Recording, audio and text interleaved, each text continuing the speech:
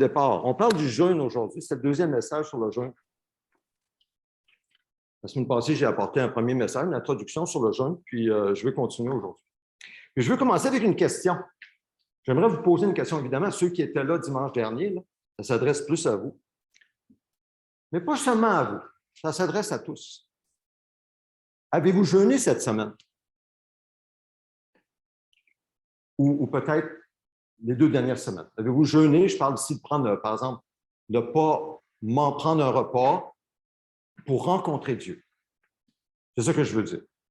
Ou peut-être le mois dernier. Avez-vous jeûné le mois dernier?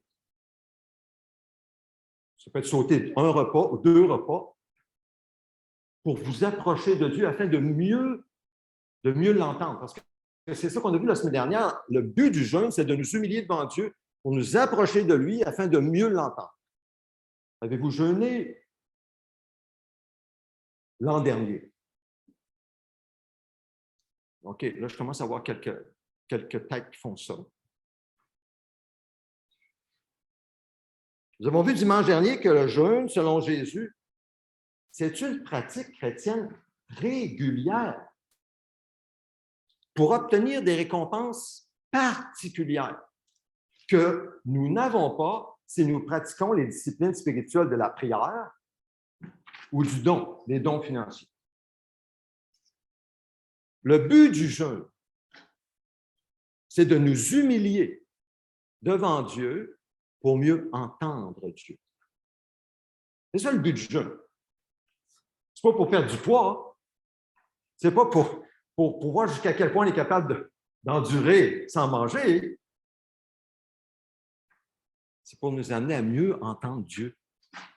De nous mettre dans une position où notre esprit est plus clair, on n'est pas comme alourdi par la pizza qu'on vient de manger. Mais là, on peut entendre Dieu en méditant sa parole. Ce qu'il faut bien comprendre, c'est que Jésus s'attend à ce que nous pratiquions de façon régulière les 3 disciplines que nous avons vues. La prière, les dons, le jeûne. Il s'attend à ce que ce soit des pratiques régulières, répétées, habituelles. Pourquoi? Parce que chacune de ces pratiques comporte ses propres bénédictions avec ses propres promesses et ses propres récompenses. Donc, par exemple, la prière régulière en Jésus reçoit une réponse généreuse et régulière de notre Père Céleste, n'est-ce pas? Ah oui. Et les dons financiers habituels en Jésus, en faisant sa volonté, reçoivent aussi une bénédiction particulière dans le domaine des finances, dans le domaine de tout ce qui est matériel, dans nos vies. C'est habituel. Et le jeûne répété aussi, quand il est fait en Jésus, reçoit des récompenses généreuses et régulières de la part de notre Père Céleste et des récompenses, comme je disais tout à l'heure, particulières que la prière et les dons financiers ne donnent pas. Sinon, il aurait dit, ne jeûnez pas. Tout va être pourvu par la prière et l'aumône, les dons financiers. Mais non, il dit, le jeûne, ça fait aussi partie de votre pratique chrétienne et je m'attends à ce que vous la pratiquiez de façon régulière. Sauf que, si vous êtes comme moi, au moins un peu, et si je vous faisais lever la main ce matin, ça serait intéressant de voir les mains qui se lèveraient. Je ne veux pas mettre personne mal à l'aise. Mais si je vous posais la question, qui a jeûné cette semaine? Levez la main. Je pense qu'il n'y aurait pas beaucoup de mains qui se lèveraient. Vous n'êtes pas obligé de la lever. Vous pouvez la lever si vous voulez. Ceux qui ont jeûné cette semaine pour rencontrer Dieu, je pense qu'il n'y a pas beaucoup de monde qui ont jeûné. Mais si je vous posais la question, ceux qui ont prié cette semaine pour s'approcher de Dieu, levez la main. Puis je suis pas mal sûr que toutes les mains se lèvent quasiment. Pourquoi? Est-ce que ça veut dire qu'on a appris à mettre en pratique la prière? Si on l'a appris, on l'a saisi ça. Mais le jeûne, on a encore à apprendre. Hein? C'est en fait un combat, n'est-ce pas? Oui, c'est un combat, un vrai. Et si je vous demandais combien on fait des dons financiers à Dieu cette semaine, de lever la main, Oups! Là, peut-être quelqu'un va dire, attends un peu, le pasteur, tu vas un peu loin. Là. Attention, le pasteur. Parce que Jésus n'a-t-il pas dit que ta main gauche ne doit pas savoir ce que ta main droite donne? Là, tu nous demandes de lever la main. Jésus n'a-t-il pas dit que, même si tu nous demandes de jeûner, lever la main, jeûner, n'a-t-il pas dit, Jésus, que quand tu jeûnes, tu dois comme parfumer ton visage, de ne pas avoir l'air un visage tout défait pour montrer aux hommes que tu jeûnes?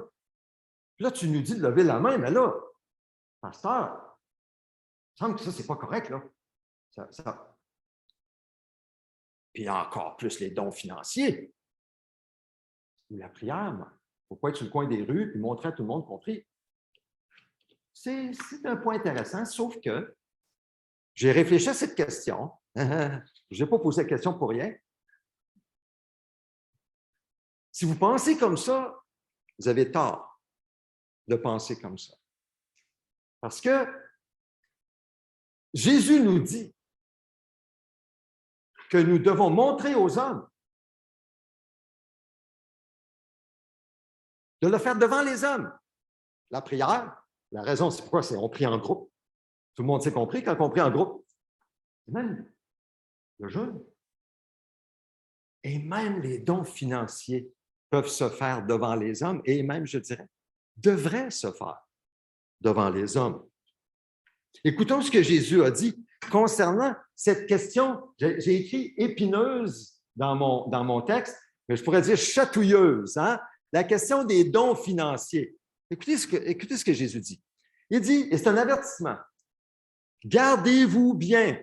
Alors, c'est un avertissement, gardez-vous bien de faire des dons devant les hommes pour qu'ils vous regardent. Sinon, vous n'aurez pas de récompense auprès de votre Père céleste. Dites-moi, d'après ce verset de l'Écriture, qui sort même de la bouche de Jésus, qu'est-ce qui nous empêche de recevoir une récompense de notre Père céleste? Parce qu'il n'y a rien de mieux qu'une récompense de notre Père céleste. Hein? Il n'y a rien de mieux pour vous comme pour moi que d'avoir une récompense de notre Père céleste. Peu importe la récompense de notre Père céleste, c'est toujours ce qui est le mieux. C'est délicieux, c'est bon, ça vient nous chercher, ça répond le plus profondément à nos besoins. Il n'y a rien qui nous saisit plus qu'une récompense de notre Père céleste. Alors, qu'est-ce qui nous empêche, d'après ce texte, de recevoir une récompense de notre Père céleste? Est-ce que, par exemple, c'est de faire des dons? Ben non. Jésus ne dit pas « gardez-vous bien de faire des dons, sinon, vous n'aurez pas de récompense de votre Père céleste. » C'est pas ça qu'il dit. Hein? C'est bien. En fait, Jésus s'attend à ce que nous fassions régulièrement des dons pour l'œuvre de Dieu et pour le bien des hommes en offrant ces dons-là à Dieu en adoration. Et parce qu'il ajoute, même dans le même contexte, lorsque tu fais un don à quelqu'un. Donc, autrement dit, il s'attend à ce que tu vas faire des dons. Alors, qu'est-ce qui nous empêche d'avoir une récompense d'après ce texte? Est-ce que c'est de faire des dons devant les hommes? De faire des dons que les autres voient. Ils le savent qu'on fait des dons. Ils l'ont vu. Ils ont même vu le montant d'argent. Est-ce que c'est ça qui nous empêche d'avoir la récompense? D'après ce texte, Jésus ne dit pas non plus « gardez-vous bien de faire des dons devant les hommes, sinon, vous n'aurez pas de récompense auprès de votre Père céleste. » C'est pas ça que Jésus dit. Non.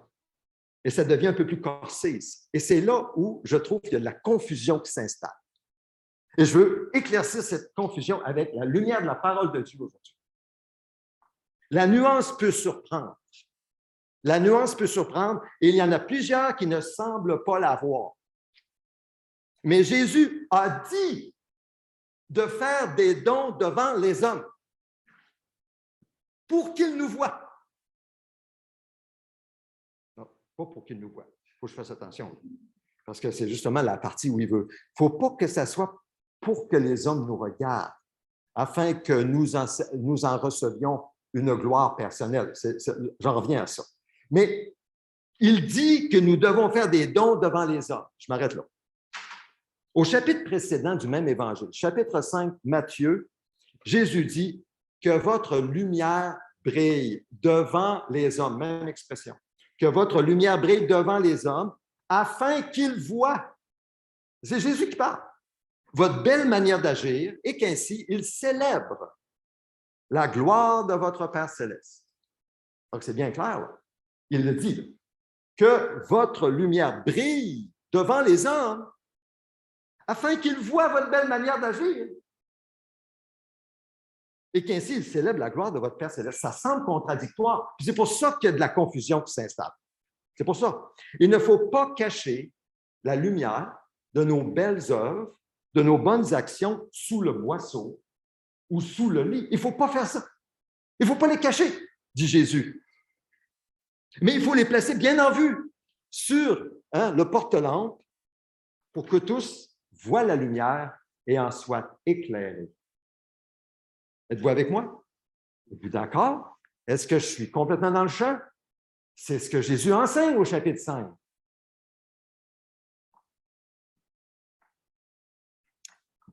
Vous avez sûrement entendu parler de la crise humanitaire en Ukraine. Si vous écoutez un peu les nouvelles, suivez un peu les nouvelles, on en parle. C'est donc beau, vous avez remarqué, l'Église de Jésus-Christ, de toutes sortes de manières, par toutes sortes de moyens, tant au niveau de l'Église locale en Pologne, par exemple, quand des agences missionnaires, comme l'Alliance chrétienne missionnaire, mais ça, c'est un parmi tant d'autres, se mobiliser pour porter de l'aide aux sinistrés, aux réfugiés ukrainiens. Je pense qu'il y a 2 semaines, on regardait les nouvelles, Karen et moi, puis je suis en train évidemment de voir les choses qui ne sont pas très agréables à voir, on voit les réfugiés. Et puis là, ils nous présentent, je suis à Radio-Canada, on est à Radio-Canada, ils nous présentent, on voit un avion Samaritan's Purse, la bourse du Samaritain. Ça, c'est l'agence de compassion de la Fondation Billy Graham. Avec le personnel médical, les médecins, les infirmiers qui sont mobilisés pour venir en aide aux réfugiés. Maintenant, la journaliste n'a pas commencé à annoncer l'Évangile. Elle n'a pas parlé que Samaritan's Purse, ce sont des évangéliques qui annoncent l'Évangile. Elle n'a pas dit un mot de ça. Bien, on ne s'attend pas à ça, pas à Radio-Canada. On sait bien. Sauf qu'elle ne pouvait pas cacher ce qui était écrit sur l'avion. Que votre lumière brille devant les hommes, afin qu'ils voient votre belle manière d'agir et qu'ils glorifient votre Père céleste.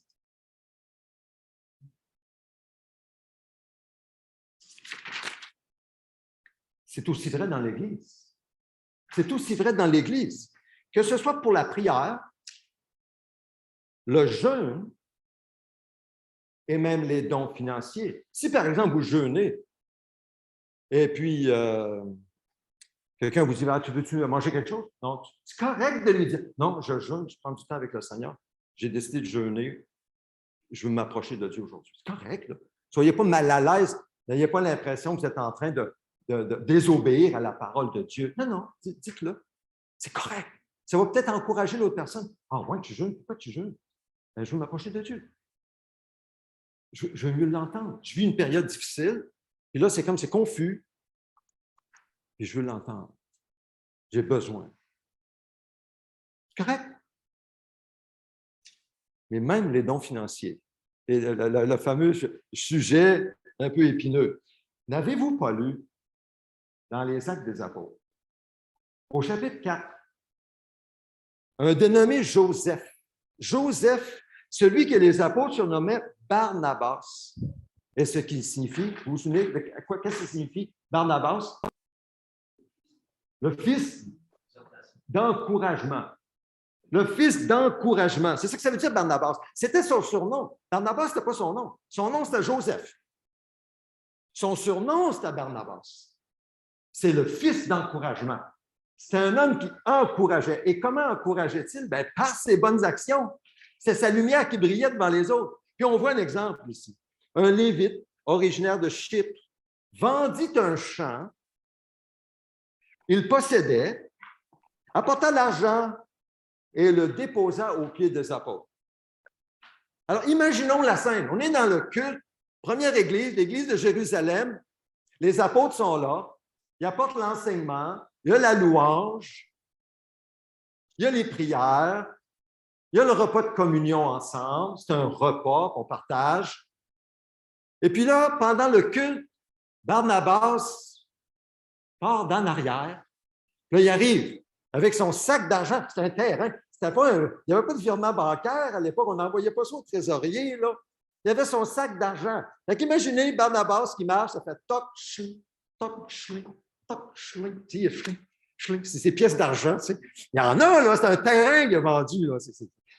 Chling, chling, chling. Il arrive, là, il est devant tout le monde le voit arriver. Il est devant les apôtres, là, chling!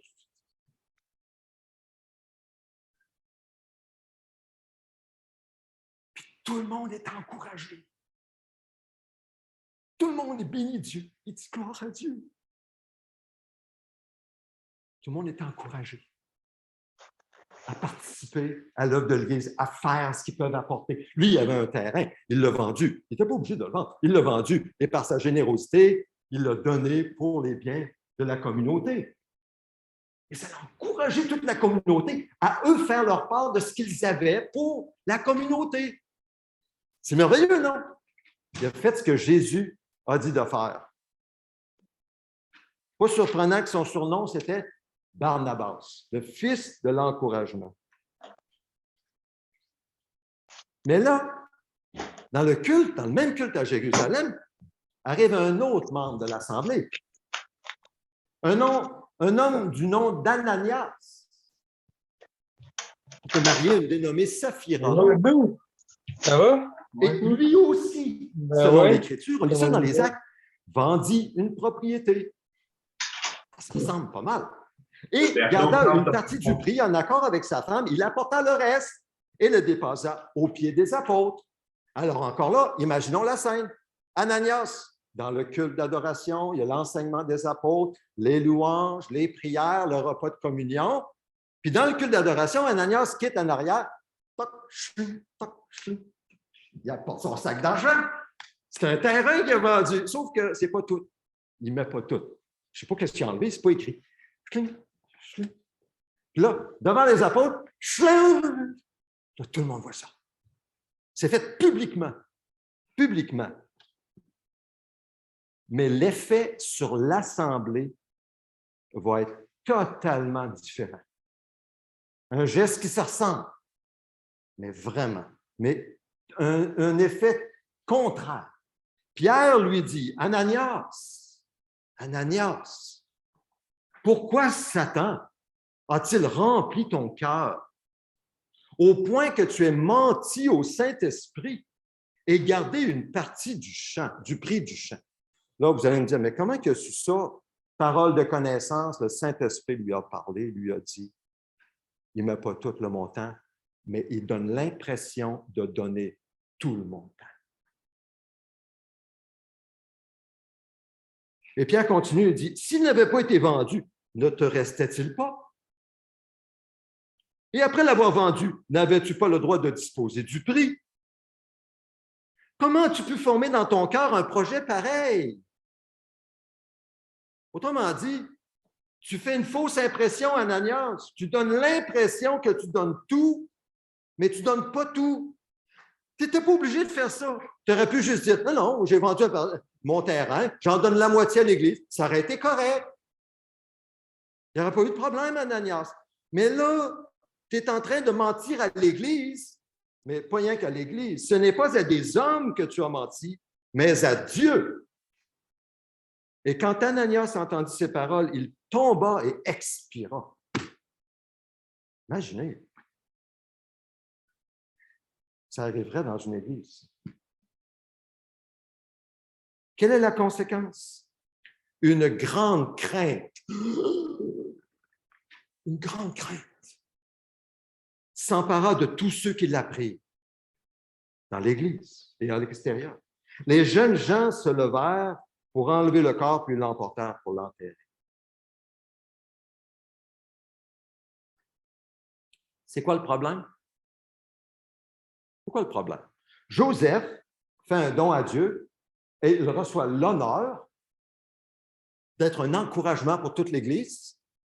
Ananias fait un don semblable à Dieu. Il a même peut-être apporté plus d'argent. On ne sait pas. Peut-être son terrain était plus grand que l'autre. On ne sait pas ça. Il fait un don semblable à Dieu, mais il reçoit une crise de cœur. Et il meurt sur place, en plein culte d'adoration. Prenons bien conscience, vous et moi, que lorsque nous sommes ensemble, comme ça aujourd'hui, à adorer Dieu, Jésus est au milieu de nous. Le Dieu Tout-Puissant est ici. Son esprit est là. C'est le même Dieu. Prenons bien conscience de nos faits et gestes dans la présence du Dieu vivant, qui est un Dieu terrible. Il est, comme dit l'Épître aux Hébreux, un feu dévorant. Maintenant, je sais que c'est un Dieu d'amour. Une chance. C'est une bonne chose qu'il est un Dieu d'amour, comme les enfants disent sur la terre. Mais il n'est pas seulement un Dieu d'amour. Il est saint. On ne se moque pas de lui. Pas publiquement. C'est dangereux de tomber entre les mains du Dieu vivant. Dangereux.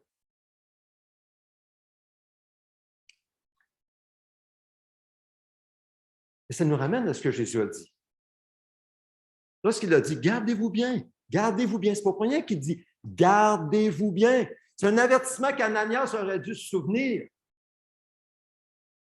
S'il s'en était souvenu, il ne serait pas mort. On pourrait quasiment dire qu'il serait encore vivant aujourd'hui. Mais évidemment, il ne serait pas encore vivant aujourd'hui. Mais il avait oublié ça. Gardez-vous bien de faire des dons devant les hommes pour qu'ils vous regardent.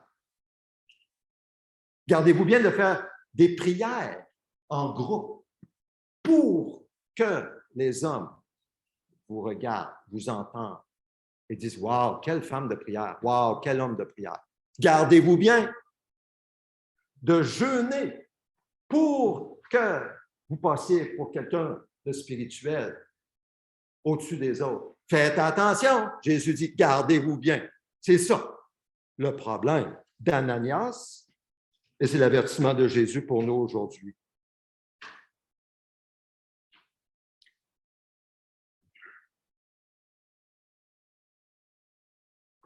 Dieu voit nos motifs. Moi, je ne les vois pas. Et même des fois, je ne suis pas sûr que je vois mes propres motifs. Dieu connaît notre propre cœur. Mais mon cœur, là, votre cœur, dit la parole, il est tortueux. Qui peut le connaître? Donc, je n'ai pas trop de confiance dans mon cœur, puis dans votre cœur non plus. Je ne veux pas insulter personne. Nos cœurs, là, c'est tortueux, c'est méchant. Puis bon, regarde, nous sommes pécheurs, mais un jour, on va être libérés de ce péché-là. C'est un genre de poison là, qui empoisonne notre vie, qui empoisonne nos relations, empoisonne notre relation avec Dieu, etc. Mais Jésus est venu pour nous libérer du péché. Bref, un jour, on va être libérés de ça. Sauf que Dieu, lui, connaît nos motifs. Lui, il sait pourquoi nous faisons quelque chose. Pourquoi nous prions, pourquoi nous jeûnons, pourquoi nous donnons. Il sait ça. Et il est écrit que nous devons porter aucun jugement avant le moment fixé, avant le retour du Seigneur, car il mettra en lumière ce qui est caché dans les ténèbres et il dévoilera les intentions des cœurs. Écoutez bien, chacun recevra alors de Dieu la louange qui lui revient. Ah, voici notre récompense éternelle. Chacun recevra alors de Dieu la louange qui lui revient. Donc, ce qu'il faut retenir, c'est que soit que vous priez, jeûnez ou donnez, votre motif est très important. À qui le donnez-vous? À Dieu ou aux hommes? Ça, c'est essentiel. C'est ça qui fait que la récompense, vous allez l'avoir ou vous allez la perdre. La différence est là. Si vous donnez, si vous priez, si vous jeûnez pour épater les hommes, pour votre propre statut chrétien, mettez ça comme vous voulez, spirituel, évangélique, comme vous voulez, vous allez tout perdre ça. Ça, c'est de la paille qui va brûler. Mais si vous le faites pour Dieu, tout ce que vous faites pour Dieu, en Dieu, avec la force du Seigneur, dirigé par le Seigneur, inspiré par Dieu, ça va vous rester. Ben oui, ce sera la louange éternelle qui sera vôtre, qui sera nôtre en Jésus-Christ. Alors, quand Jésus dit de ne pas montrer aux autres que nous jeûnons, c'est pour nous amener sur le chemin de l'humilité dans les 3 disciplines spirituelles et de la vraie piété, qui reçoit du Père des récompenses précieuses. En d'autres mots, Jésus ne veut pas que nous jeûnions pour impressionner les hommes en leur montrant publiquement notre belle piété, etc., comme je viens de dire. Le point est très clair. J'espère que c'est clair pour vous. Je pense que le point est très clair. Maintenant, notre problème actuel demeure. Et c'est pour ça que j'ai parlé de l'histoire d'Ananias. Notre problème actuel demeure. Nous ne jeûnons pas régulièrement. Alors, qu'est-ce qui va faire en sorte que nous allons commencer à jeûner régulièrement? Ça fait 25 ans et plus que je suis pasteur de cette Église, et je le sais, je l'ai appris. J'ai eu une genre de crise de pasteur après 20 ans de ministère, mais je suis rendu compte que les meilleurs messages que je peux apporter, ça ne donne pas grand-chose. Donc, ce ne sera pas même si j'apporte les meilleurs messages sur le jeûne, je sais que ce n'est pas ça qui va faire en sorte que, je m'inclus là, nous allons commencer à pratiquer le jeûne. Pas ça. Je pense que c'est la crainte de Dieu.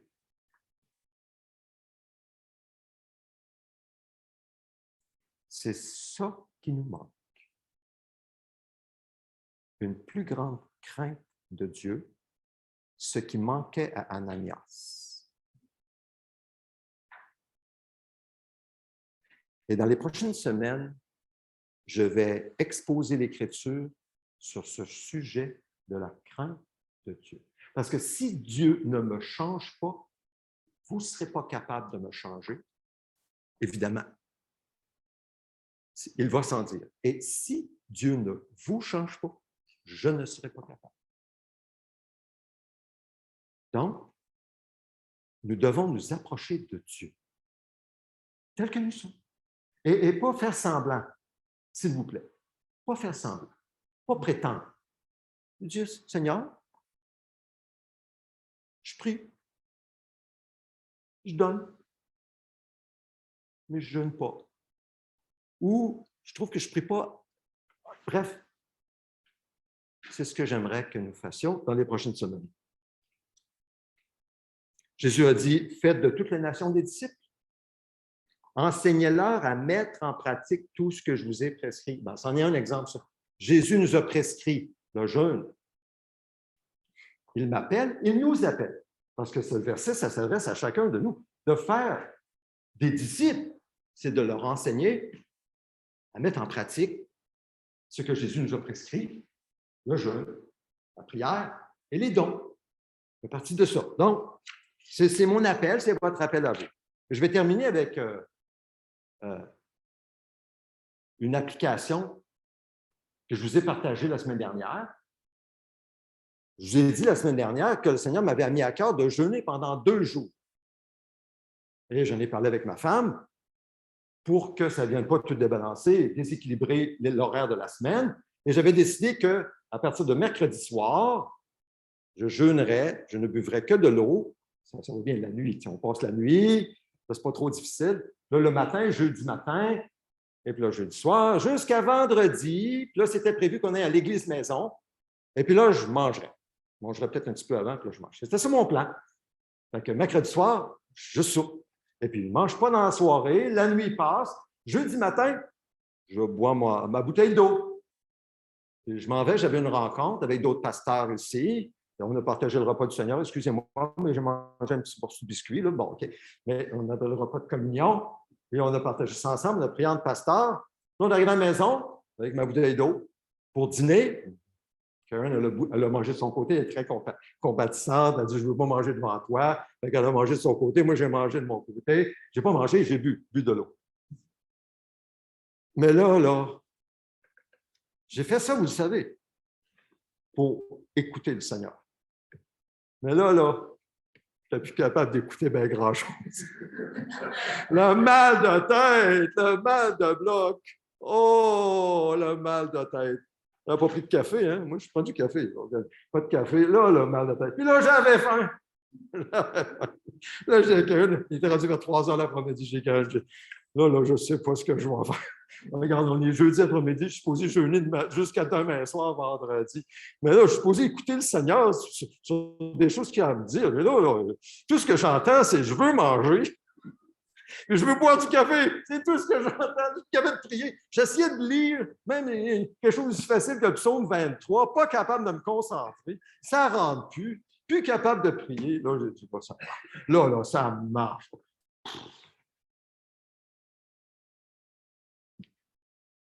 Parle d'être humilié. C'est pas drôle, pareil. Hein? Là, il faut que je vous le dise parce que je l'ai dit la semaine passée. Je vous le dis, là. Il faut que je m'humilie devant vous aussi. Qu'est-ce que j'ai fait? Je me suis fait un café. Et puis, j'ai commencé à manger. C'était fini pour mon jeûne. Peut-être qu'un jour, je vais faire ce que notre ami Laurent, notre frère Laurent a fait. Lui, c'est différent. Peut-être qu'il va avoir l'occasion de nous partager un jour un peu ce qu'il a vécu. Peut-être un jour, il aura l'occasion de faire. Mais lui, c'était différent. Parce que c'était plutôt comme physique. Bon, en tout cas, tu nous en parleras. Je ne veux pas mettre des mots dans ta bouche. Moi, c'était vraiment pour écouter le Seigneur. Ça n'a pas marché, là, mon affaire. Même vraiment pas marché.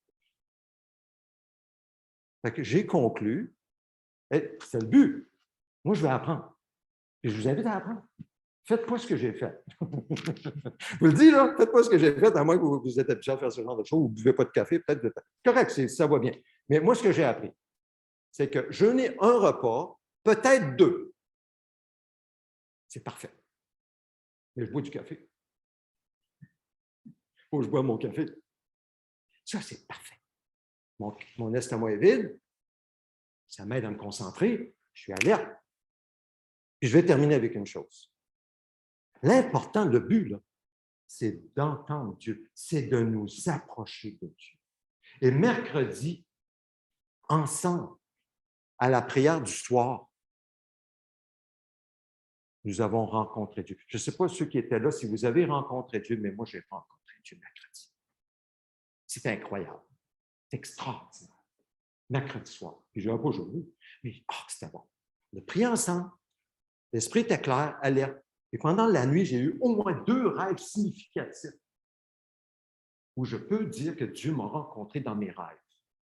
Puis ça, je l'ai déjà dit dans le passé, que ça, c'est une des... J'ai dit au Seigneur, si tu veux me parler dans mes rêves, parle-moi, j'ai même mon petit carnet, etc. Mais, c'est ça. Alors, c'est ça le but du jeûne. Jeûne, imaginez, prière ensemble, où on écoute le Seigneur en conversation, puis où nous nous offrons à lui. Donc, ce que vous faites, sachez-le, devant les hommes, ça encourage. Que ce soit un service, un don, que ce soit faire quoi que ce soit pour Dieu, vous faites ça pour Dieu, Dieu vous l'a mis à cœur et vous le faites et les autres le voient, ça encourage. Comme Barnabas, ça encourage. Alors, vivons devant Dieu, nous allons prendre le repas de communion, vivons devant Dieu et approchons-nous de lui pour être en communion, marcher avec lui, entendre et obéir. Donc, je m'arrête pour l'instant.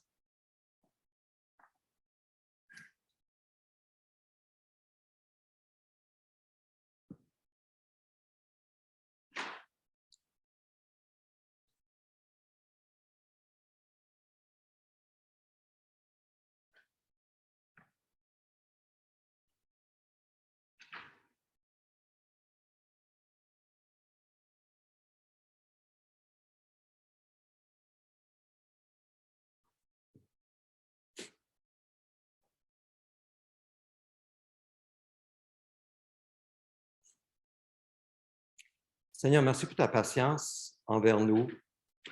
Tu nous as donné ces enseignements, nous les connaissons depuis des années. Pour certains d'entre nous, ça fait des années que nous savons ça, nous connaissons ça, mais nous reconnaissons et nous te confessons nos fautes ce matin. Nous n'avons pas obéi à ta parole. Nous avons beaucoup à apprendre, Seigneur, dans les disciplines spirituelles, qui pourtant, tu nous promets des récompenses de notre Père céleste. Alors, Seigneur, nous venons pour partager le repas de communion ensemble et nous prenons maintenant un moment pour te confesser nos fautes. Prenons un moment de silence pour confesser nos fautes au Seigneur, selon ce que l'Esprit nous met à cœur.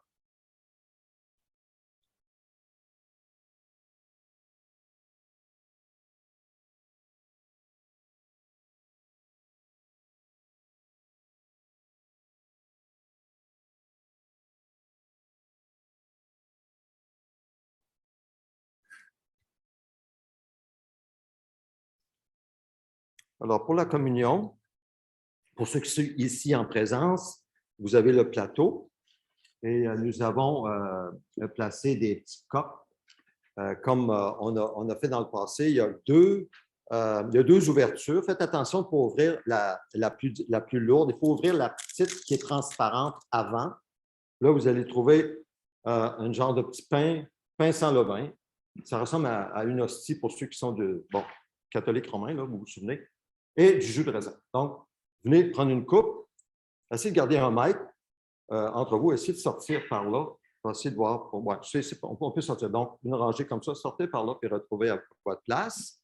Et pour ceux à la maison ou pour ceux qui sont en ligne, bien, vous faites ce que vous avez prévu chez vous. Nous allons partager le repas ensemble avec vous et ensemble. Donc, je vous invite à venir prendre les éléments, le pain et le jus, et célébrer le repas de communion ensemble cet après-midi. Alors, venez maintenant au centre et vous sortez par là. Il faut bouger ça un petit peu, ça va être plus facile.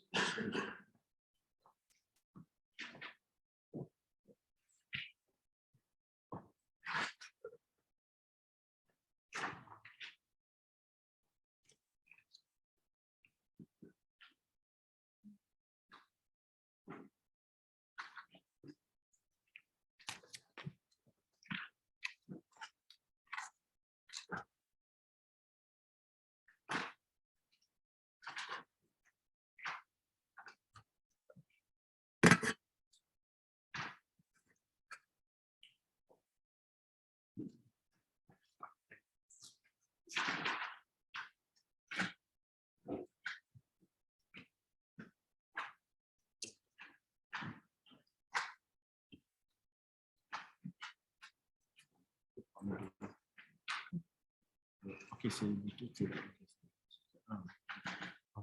c'est à l'intérieur, c'est ça. Oui, c'est ça. Vous prenez une coupe parce que le pain est à l'intérieur de la première pellicule. Donc, quand vous arrivez à votre place, vous pouvez simplement enlever la première pellicule puis prendre le pain. Et ensuite, soulever la deuxième pellicule pour le jus.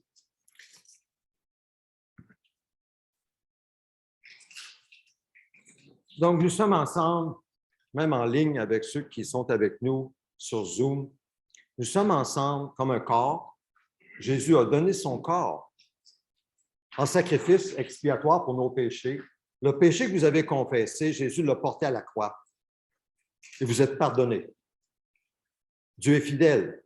Si nous confessons nos péchés, nous les reconnaissons devant Dieu, il est fidèle et juste pour nous les pardonner. Pourquoi juste? Parce qu'il est mort à la croix pour ça et nous purifier de tous nos péchés. Donc, Jésus, à la nuit où il fut livré, a pris du pain.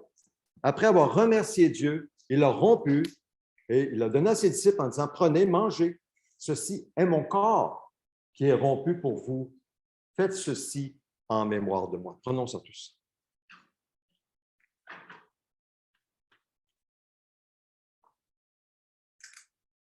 En mangeant ce pain, Seigneur Jésus, spirituellement, nous mangeons ton corps. Nous sommes unis à toi dans ton corps, crucifié pour nos péchés, et c'est toi qui nous sauves par la foi. Merci, Seigneur. Merci, Seigneur. Amen. Alors, on ouvre la petite coupe de jus. Faites attention quand même, allez-y lentement.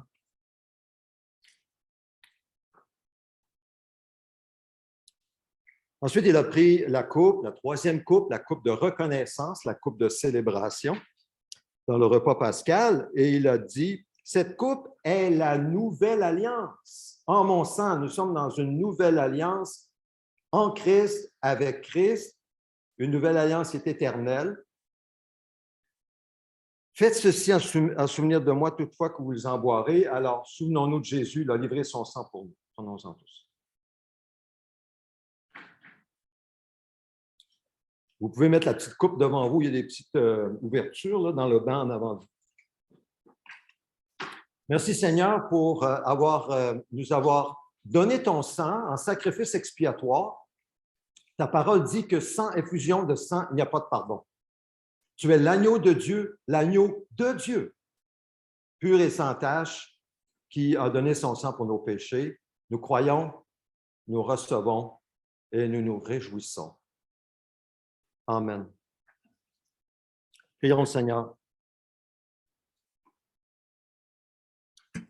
Ensemble, je vous invite à vous lever et à prier avec moi en unisson. Notre Père céleste, que la sainteté de ton nom soit respectée, que ton règne vienne, que ta volonté soit faite sur la terre comme au ciel. Donne-nous aujourd'hui notre pain quotidien. Pardonne-nous nos offenses, comme nous aussi nous pardonnons à ceux qui nous ont offensés. Ne nous expose pas à la tentation, mais délivre-nous du mal et du malin. Car c'est à toi qu'appartiennent dans tous les siècles le règne, la puissance et la gloire. Amen. Seigneur, nous sommes devant toi. Nous te prions aussi pour nos frères et sœurs qui souffrent dans leur corps comme dans leur cœur. Nous pensons à Thérèse, nous pensons à Margarita, nous pensons à Pierre, il y en a d'autres aussi à qui nous pensons. Nous prions, Seigneur Dieu, que tu interviennes dans leur vie pour la gloire de ton nom, que ta volonté soit faite et donne-leur, Seigneur, la santé pour te servir. Nous prions, Seigneur, pour la crise humanitaire en Ukraine. D'une part, nous nous réjouissons de l'aide de nos frères et sœurs, mais en même temps, Seigneur, nous prions que tu aies pitié, Seigneur Dieu, de ceux qui quittent ce pays. Nous demandons, Seigneur, que ton nom soit glorifié, même dans cette tragédie, dans ces souffrances énormes, on n'a pas idée. Seigneur, que ton nom soit glorifié, que ton règne avance et que parmi plusieurs de ces réfugiés, ils trouvent ton corps, l'Église, l'amour de Christ, la parole de Christ, la joie du Saint-Esprit, venir les convaincre de péché, de justice et de jugement, et que de nombreuses personnes se donnent à toi pour remplir ton Église, des Ukrainiens, Seigneur Dieu, qui seront venus à toi de cette crise humanitaire. Et pas juste des Ukrainiens, nous prions aussi pour les Russes, Seigneur Dieu, les Russes qui aussi souffrent sous la dictature d'un homme. Seigneur, nous te bénissons parce que tu entends ces prières. Nous prions aussi, Seigneur Dieu, pour Laura et son époux Aldaïr au Mexique. Nous prions, Seigneur, que tu ouvres les portes pour que, Seigneur, par ta grâce, Aldaïr puisse retrouver son épouse Laura en toute sécurité, sous ta protection toute puissante, et qu'il se réjouisse, Seigneur Dieu, de pouvoir retrouver sa femme. Mais aussi, Seigneur, nous prions qu'il voie ton amour et qu'il te reçoive dans sa vie, qu'il reconnaisse ta main et qu'il s'humilie devant toi pour te recevoir. Te prions de bénir les étudiants de notre assemblée avec que tu les soutiennes dans leurs études.